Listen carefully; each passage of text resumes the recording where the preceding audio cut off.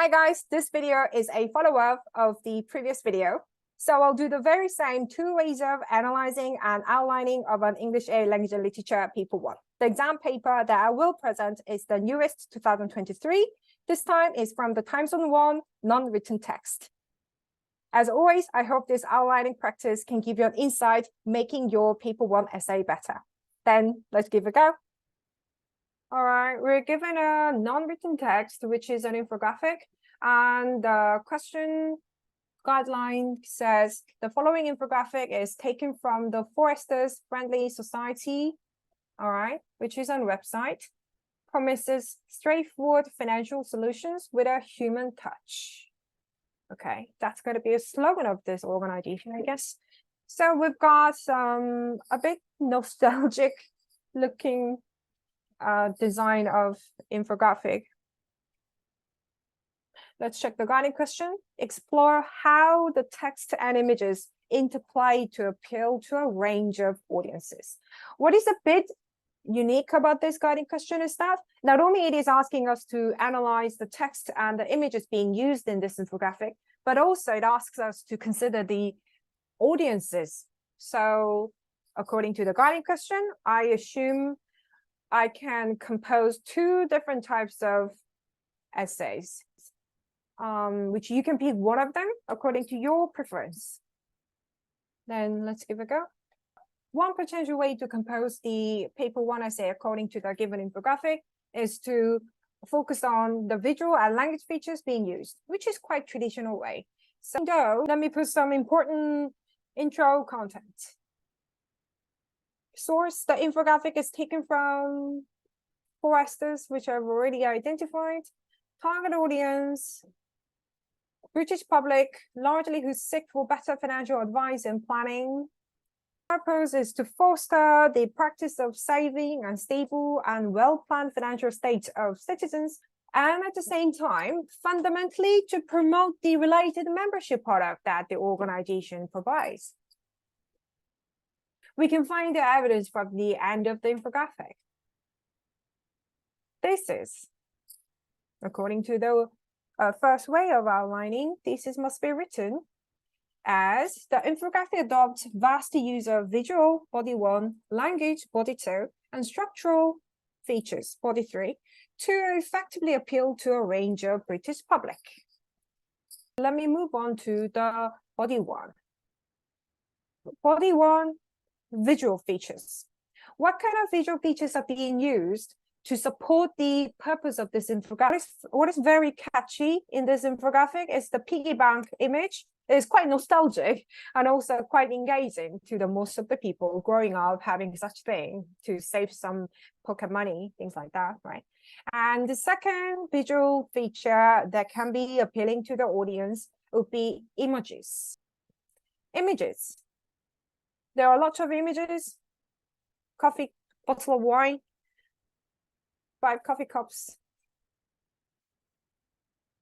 The last visual feature that must be highlighted is the coin bar chart.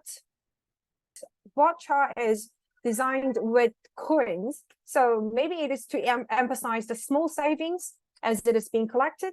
It can make a huge sum and decent sum, so I think that's the intention.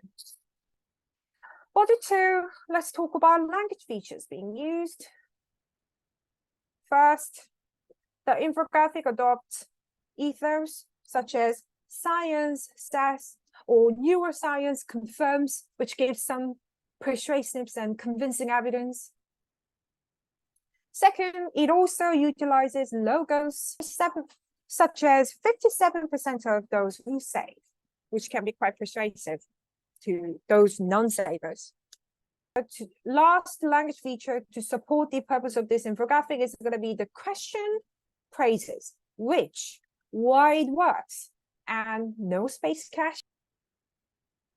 Lastly, I would love to focus on the design structure of this infographic.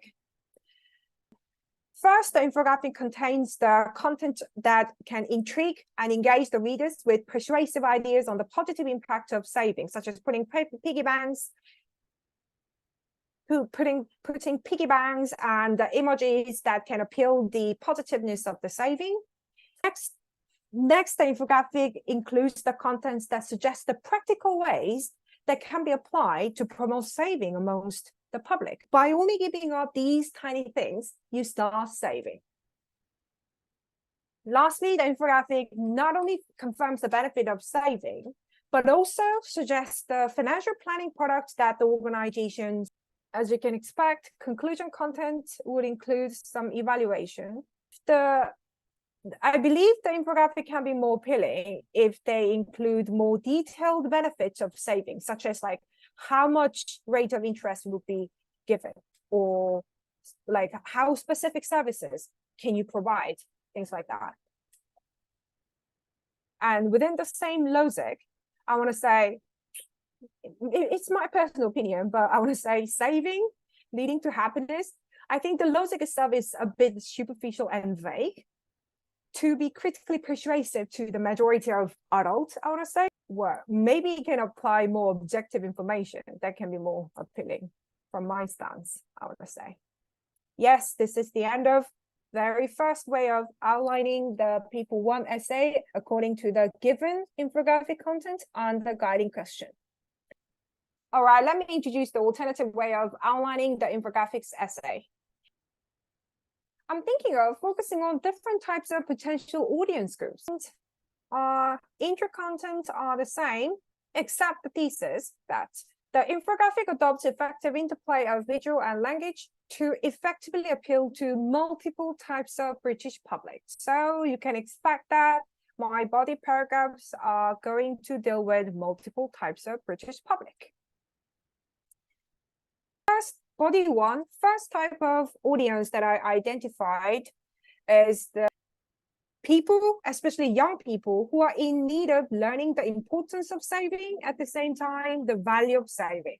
The evidence that I could find from the infographic first is images.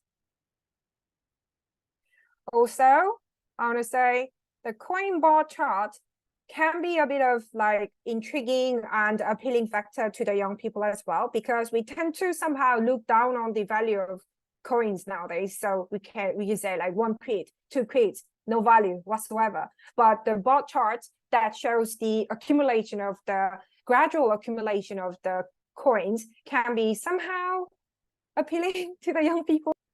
Last evidence is the coupon images at the end of the infographic. It is kind of membership offer, we can say.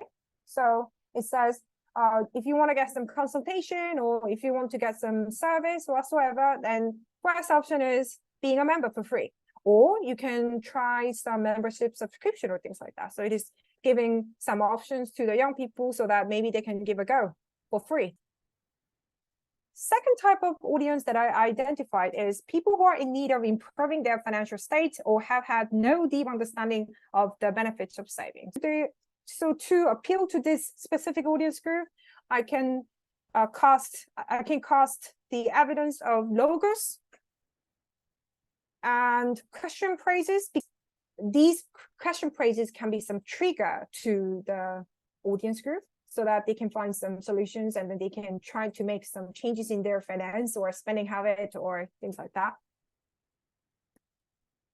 And within the same logic of this question phrases purpose, I want to say such images like, and if you give up 1 takeaway, and if you give up 1 bottle of wine, then the start of the saving. So it's a kind of very practical guidance for those who are in need of improving their financial state.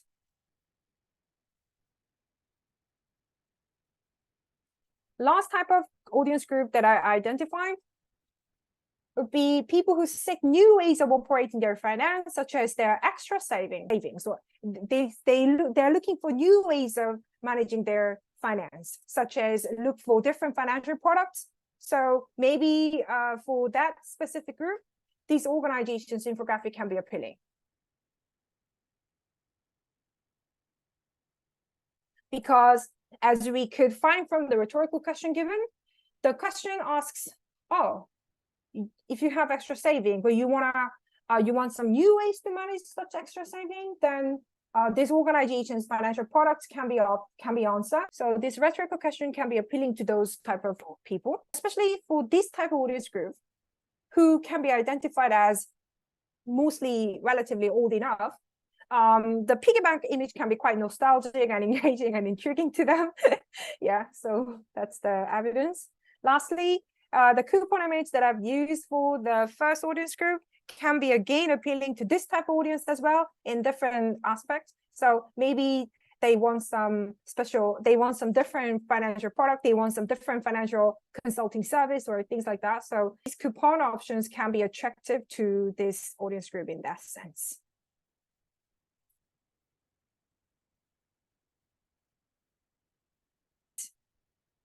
All right, what's next? The conclusion content, which is going to be the same as the first way of outlining. One last job is to write a decent paper one essay according to the outline that we have just made. So if you're still here to finish watching, thank you so much.